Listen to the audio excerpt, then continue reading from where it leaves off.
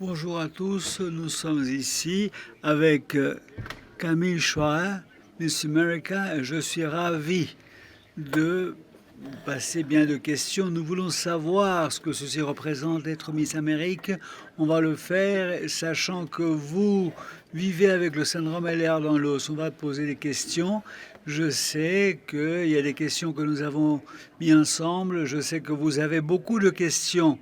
Alors Camille, qu'est-ce que vous a fait créer cette initiative en ce qui concerne la prévention du domaine pédiatrique jusqu'au domaine gériatrique du syndrome LR dans l'os? C'est une question fantastique. J'ai créé cette initiative d'une façon parce que je suis étudiante en pharmacie, donc je voulais aider les pharmaciens et aussi ma maman, infirmière, elle a toujours été très préoccupée par tout ce qui se passait au niveau de mon corps. Elle savait en tant qu'infirmière que les internistes veulent nous aider, mais vous savez que les médicaments peuvent nuire si on ne va pas les utiliser adéquatement. Donc j'ai commencé à constater ceci de première main, comment éduquer les patients, c'était important, et comment faire en sorte que l'on puisse passer des médicaments aux enfants. J'ai vu qu'il y avait la marge d'erreur là. Les parents pouvaient se tromper et même les fournisseurs de soins médicaux. Les gens ne savaient pas comment prendre les médicaments en pleine sécurité. Donc j'ai commencé au niveau de Miss America. J'ai essayé de créer cette initiative sociale et je voulais avoir du temps. C'était facile à choisir. C'était un choix facile à faire. Et bien sûr, il y a une épidémie aux États-Unis, mais aussi en tout ce qui concerne le monde entier maintenant. Bien sûr, c'est l'utilisation des opioïdes. Et je voulais analyser ceci. La plupart des opioïdes, et c'est des documents que l'on avait passés en tant que médicaments à prendre. Et il faut voir la puissance des médicaments que l'on prend, comprendre l'importance des opiacés, l'importance des médicaments opioïdes. Très important, bien sûr. Est-ce que vous avez trouvé que c'était difficile de continuer d'une façon due à la pandémie et le Covid-19? C'est très difficile, bien sûr, de continuer la force pour aller de l'avant. En partie parce que, vous savez, je veux que tout se passe à temps. Et il y a beaucoup de choses qui se passent dans le pays en ce moment. Bien de choses qui ont lieu en ce moment. Mais il est aussi important de constater que malgré la pandémie, malgré tous les problèmes sociaux, il y a 130 personnes aux États-Unis qui vont mourir dû à une overdose de opiacés. Donc, il faut constater ceci, l'utilisation de la drogue. La drogue est en danger et c'est un problème qui existe là. Ceci ne s'améliore pas et j'espère que tout ce qui se passe dans notre monde ne va pas, disons, nous arrêter. Il faut continuer ceci dans la vie personnelle. Les gens qui ont des addictions essayent de faire face à ce problème. Et c'est des moments difficiles pour les gens et pour ceux qui ont l'utilisation, qui utilisent des drogues, qui abusent des substances dans notre pays. Je sais que c'est difficile, j'essaie de le faire d'une façon virtuelle. Il est difficile à faire, beaucoup plus difficile que tout ce que je fais en tant que Miss Amérique. Mais il faut le faire, il faut faire avec, il faut aller de l'avant. Merci. Bien sûr, je crois que nous apprenons jour après jour comment surmonter nos difficultés, faire de la prévention. Et je crois que, alors là, c'est s'adapter à long terme. Et bien sûr, est-ce que vous pouvez nous dire à peu près un peu sur le diagnostic de syndrome LR dans l'os, dans votre cas? Comme la plupart des gens à qui j'ai parlé, je n'avais pas peut-être ceci. C'est ce qui se passe dans la plupart des gens. Avoir le diagnostic, moi, j'avais été diagnostiqué par hasard, c'était par hasard, pas totalement par hasard, mais enfin, j'étais allé pour un screening normal parce que j'avais des problèmes de scoliose quand j'étais à l'école secondaire. J'avais 11 ans et à 11 ans, l'infirmière m'avait dit « Vous avez de la scoliose ?» C'est presque sûr. Donc, l'infirmière a parlé avec mes parents. Mes parents n'étaient pas surpris parce que tous mes cousins avaient de la scoliose, parfois grave.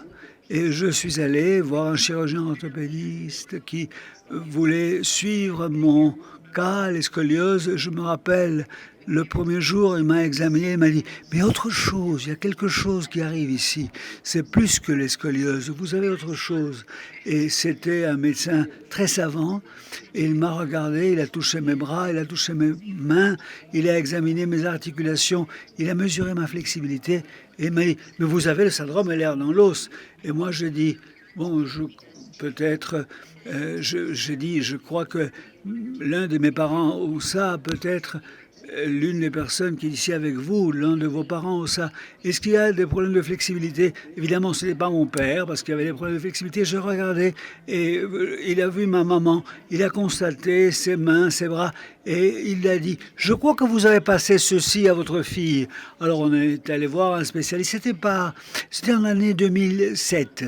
Et ceux qui s'intéressent à ça savent qu'à partir de 2007 jusqu'à 2020, c'est un monde. Tout a changé. À l'époque, on n'avait pas les mêmes tests génétiques quand on a fait le diagnostic pour la première fois.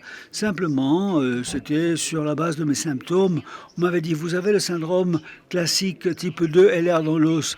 Avant la classification, je crois que ceci a eu lieu quelques années après. Mais j'avais une forme très légère, Dieu merci, et je n'avais pas le type vasculaire il a fallu éliminer ça immédiatement et dire que je n'avais pas ça. Donc ils ont fait les tests, ma maman aussi a été diagnostiquée en même temps. Et dans son cas, ceci a répondu à 40-50 questions qu'elle s'était toujours posées, parce que ceci a rendu la paix à ma maman. Elle se sentait comme s'il avait été folle. On lui disait « Ah non, vous avez eu tant de difficultés, tant de maladies différentes. » Et maintenant, c'était le syndrome LR dans l'os. Et les gens pensaient que c'était faux, qu'elle était en train de prétendre. Non, non, non.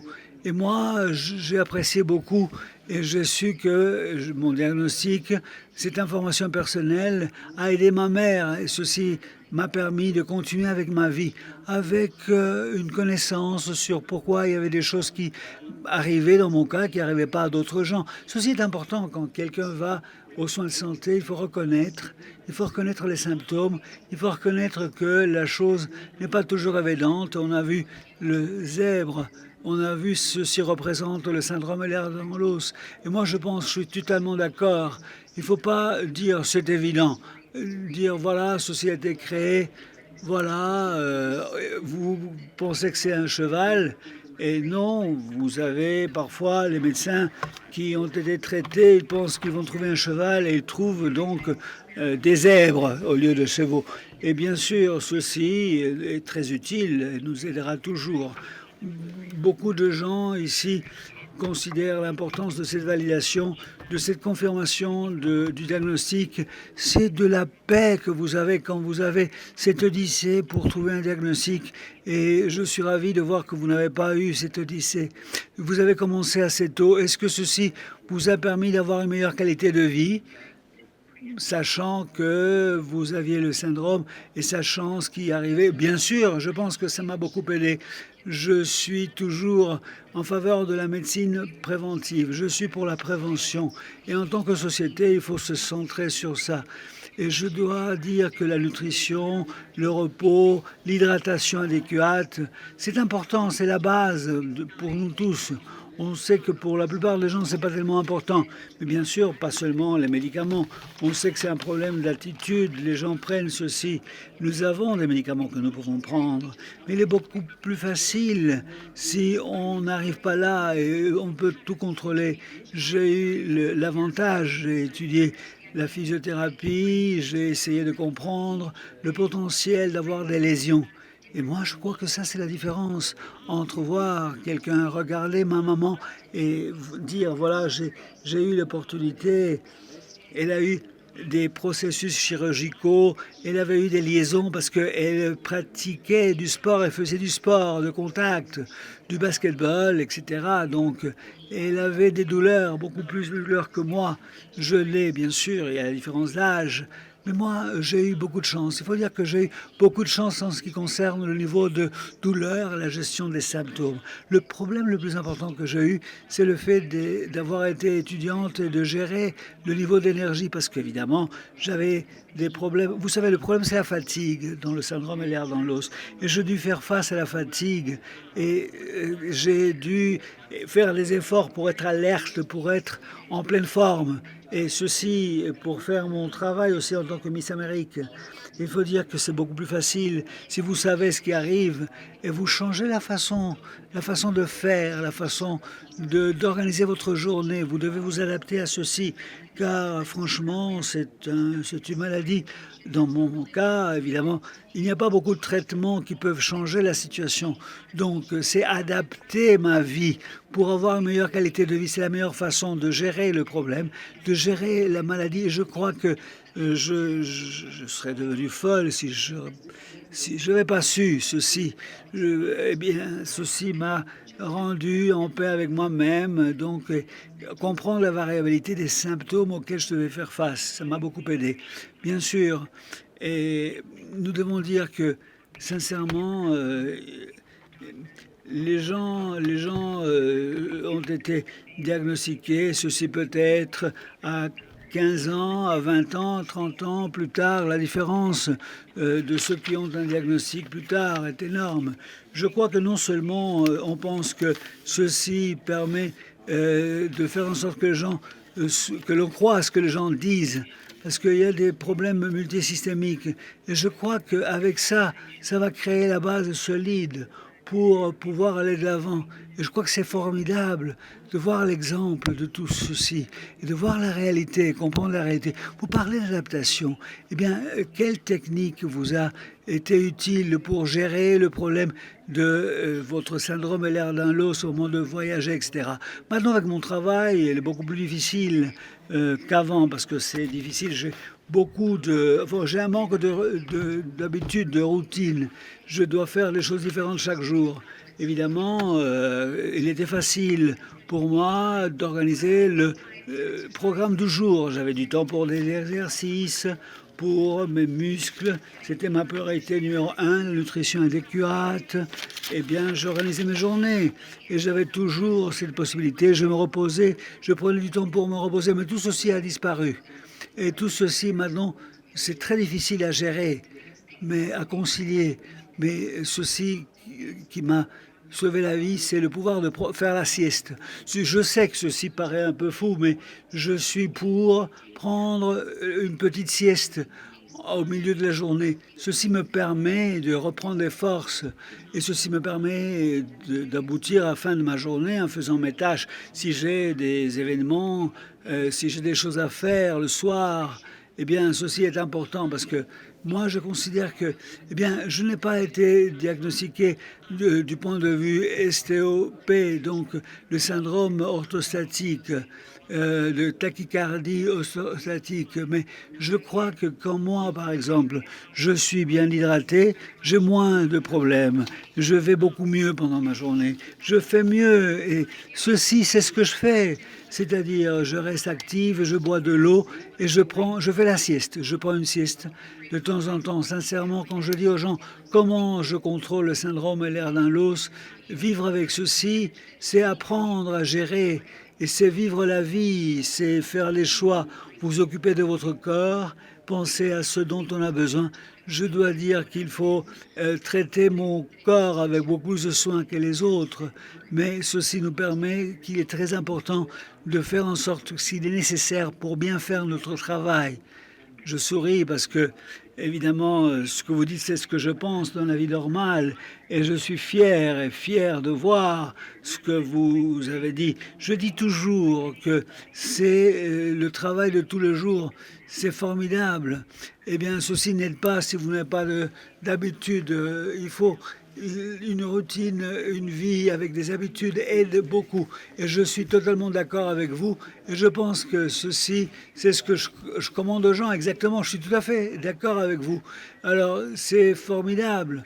Parce que ceci, vous prenez... Je fais la sieste aussi. Et moi aussi, j'y crois. Hein, je suis pour faire la sieste tous les jours.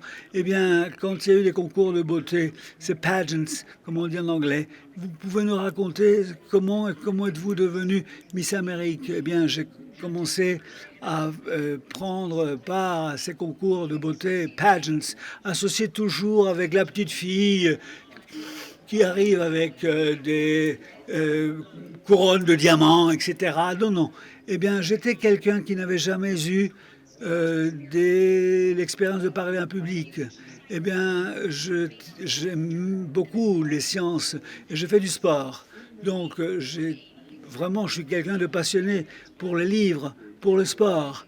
Mais franchement, j'ai commencé à arriver à 14 ans et c'était un moment où j'avais besoin de parler devant un public et savoir comment répondre à l'interview, répondre, être capable de passer mon expérience, de partager mon point de vue.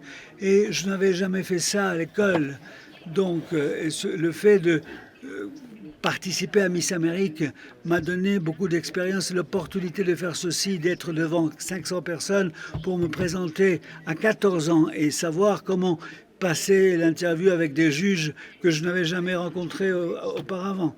Et quand je suis allé à l'université, j'avais fait ça pendant 4 ans. Et il y avait l'interview avec des entreprises et j'ai eu la possibilité, c'était un succès énorme. Je présentais tout ceci et la blague c'était bon, je vais jamais plus faire ceci. Une fois que je serai à l'université, je vais tout arrêter.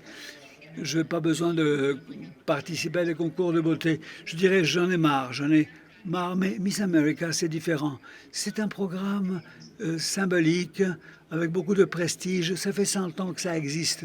C'est le 100e anniversaire cette année. Alors c'est iconique, c'est fantastique. Et moi j'ai toujours été... alors quand on me disait, mais vous êtes Miss Amérique, vous êtes Miss Amérique, formidable.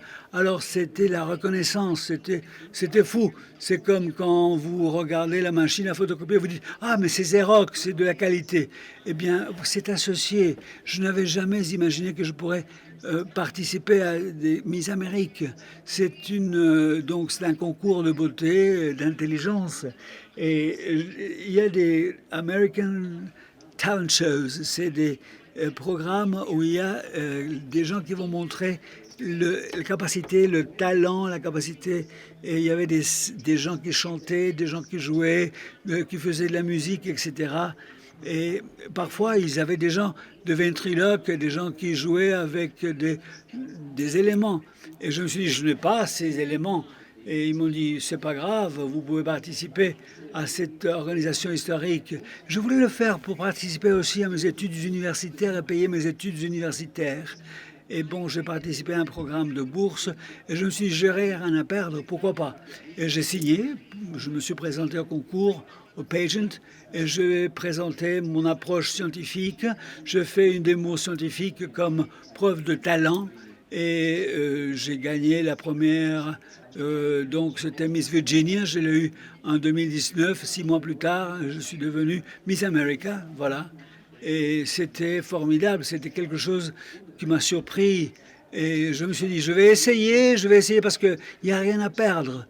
Et voilà, pour moi, c'était fantastique. Et 9 mois plus tard, je suis devenu Miss Amérique. Et c'est formidable, c'est cool, c'est génial. Et ceci a changé, c'était quelque chose d'extraordinaire. Et il y a beaucoup de valeurs. Ceci change les choses aussi, parce que c'est une organisation qui a déjà un siècle, qui va changer et qui continuera à aller de l'avant.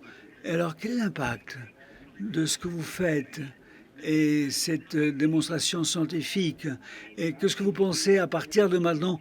Est-ce que vous pensez que les gens vont se centrer sur les capacités académiques, les capacités scientifiques? Je pense que l'impact, c'est plus que de point de vue universitaire ou académique. C'est permettre à toute jeune femme de se présenter, savoir qu'ils ne doivent pas être comme les autres. Et la différence est importante. Si vous n'êtes pas une personne qui aime la science, si vous n'êtes pas super universitaire, académique, vous avez d'autres possibilités. Vous avez la possibilité de jouer d'un instrument, vous jouez d'un instrument, tout ce que vous faites.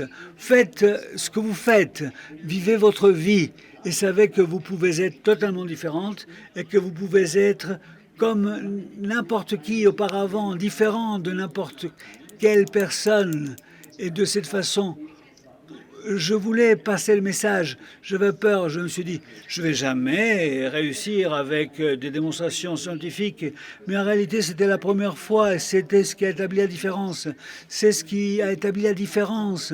Et c'est la chose la plus importante parce que même si j'étais la dernière et si le m'avait renvoyé, je serais ravi en tant que personne de l'expérience acquise.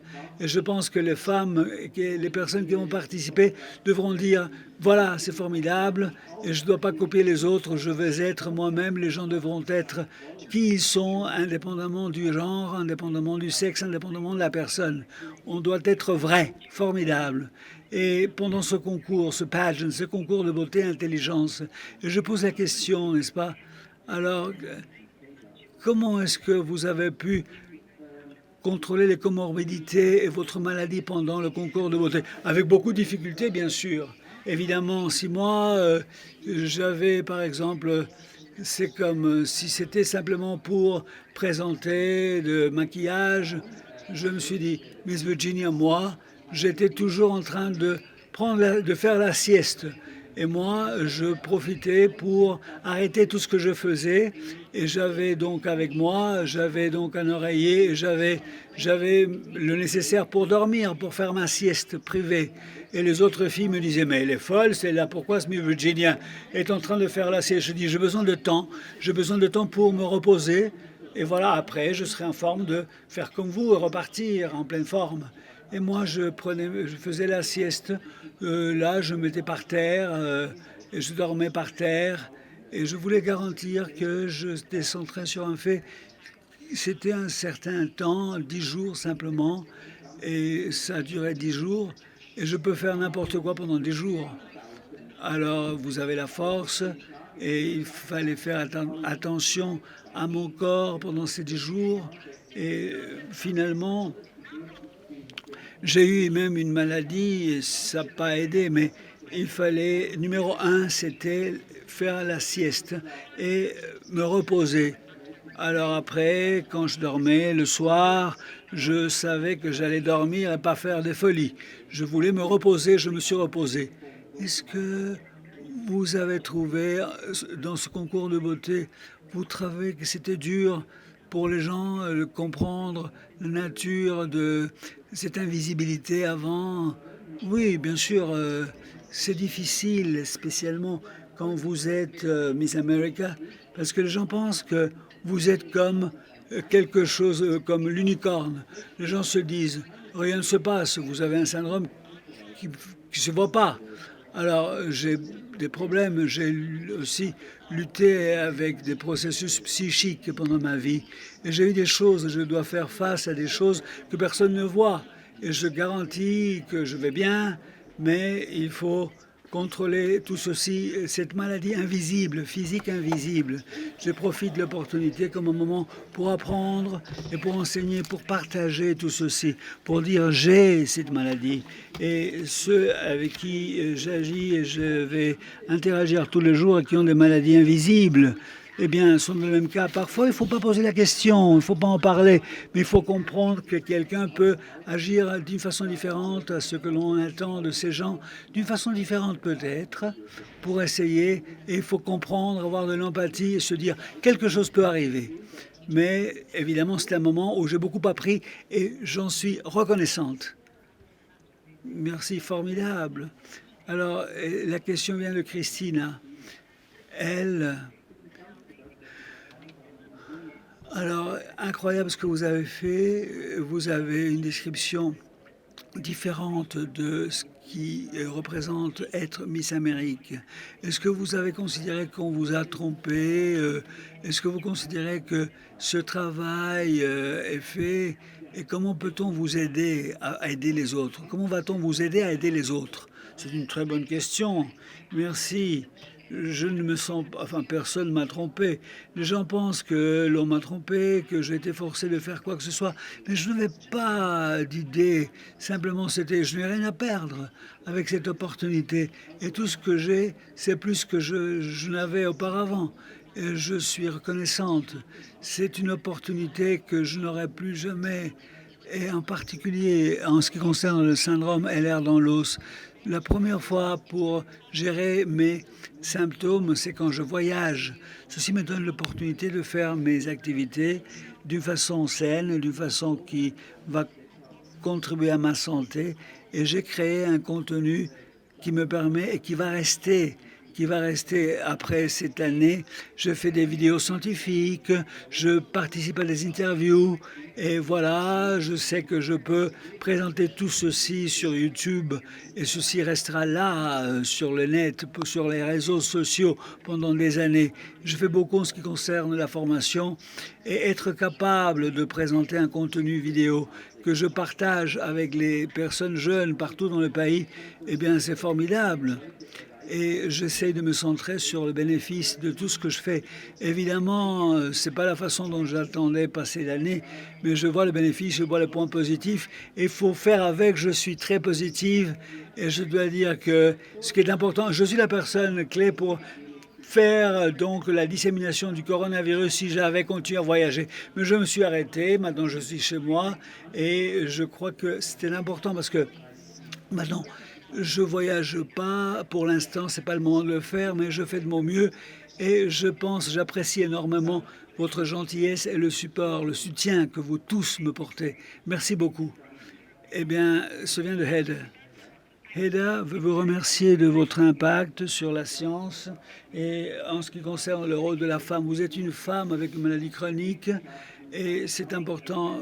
Vous prenez donc la place au niveau de ce concours de beauté et intelligence. Ma question est, est-ce que les femmes de la science, de la médecine, qu'est-ce que vous faites en ce qui concerne cette crise des substances opioïdes et des opiacés? C'est une question que l'on me pose tout le temps. Ce que je fais, après avoir participé à Miss Amérique, j'ai reçu des messages de la communauté qui avait de douleurs chroniques, très préoccupés sur mon point de vue sur la non-utilisation des opiacés et à long terme. Et de ça, c'était un point de formation pour moi. Mais moi, je dois dire que, en particulier, la plupart des opioïdes ne sont pas indiqués dans la douleur chronique. C'est pour des cas aigus, pas pour des cas chroniques. Et bien sûr, ceci continue à la lumière de ce que j'avais dit. C'est dur parce que j'ai subi des douleurs, pas la douleur chronique que la plupart des gens qui ont le syndrome LR dans l'eau vont passer. Mais j'ai été atteinte de cette douleur, bien sûr. Et maintenant, le son s'est coupé, malheureusement.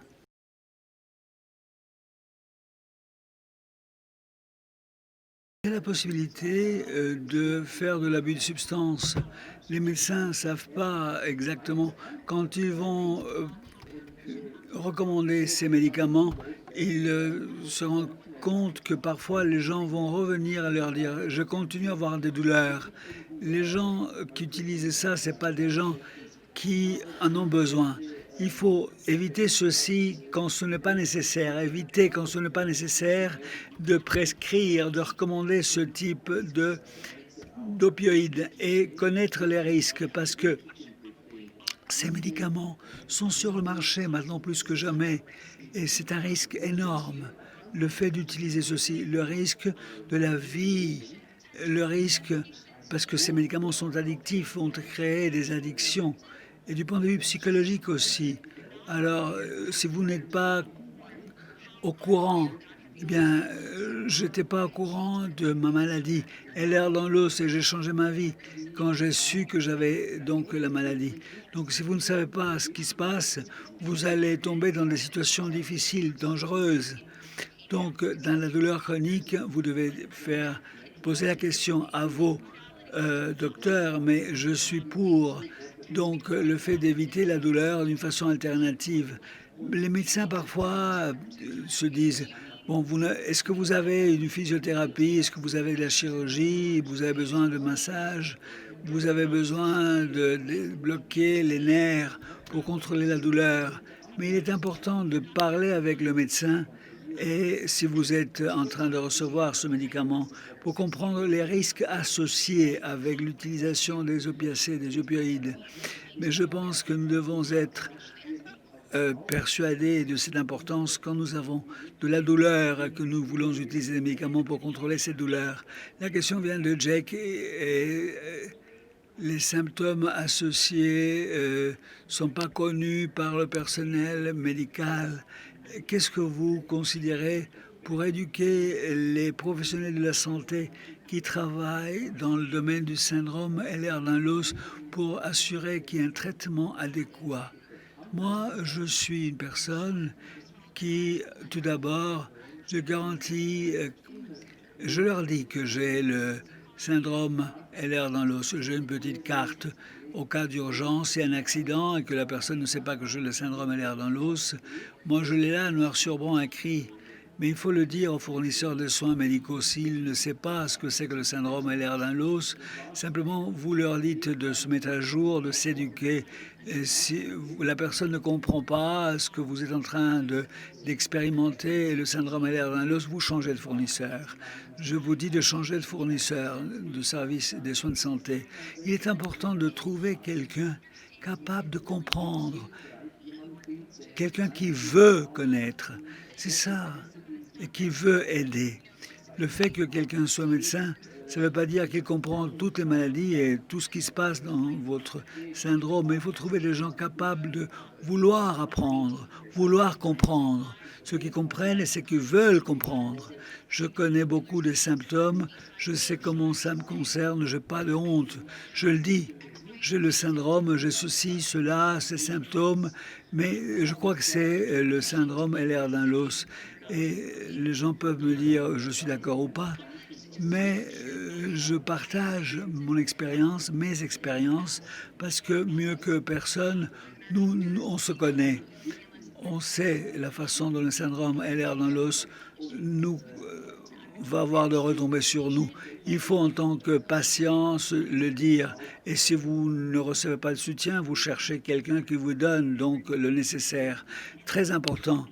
Alors, la question, bien sûr, est en tant que professionnel, de la médecine, qu'est-ce que vous suggérez dans la vie avec SED?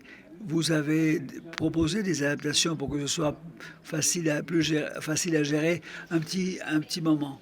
Je crois qu'il y a des adaptations sur la façon de contrôler mon programme, mais c'est dû, et je vous ai dit, j'ai eu des maladies psychiques et je dois dire que je devais avoir un peu plus de temps pour passer mes examens. C'était facile pour moi, mais ceci n'avait rien à voir avec le syndrome Ehlers-Danlos.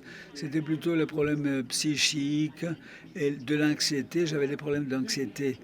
Mais en termes de mon programme, évidemment, ce n'est pas du point de vue physique seulement, de la même façon qu'un programme médical. Alors, j'ai fait donc je devais être debout à longueur de la journée. Et c'est ce que les pharmaciens et les pharmaciennes font. Ils sont, les infirmiers, les infirmières sont debout à longueur de journée. Les médecins aussi sont debout à longueur de journée. Et je ne peux pas faire ceci à longueur de journée. Je pourrais donc m'évanouir et je dois faire attention. Et à la fin de la journée, j'étais très fatigué quand j'étais debout pendant toute la journée.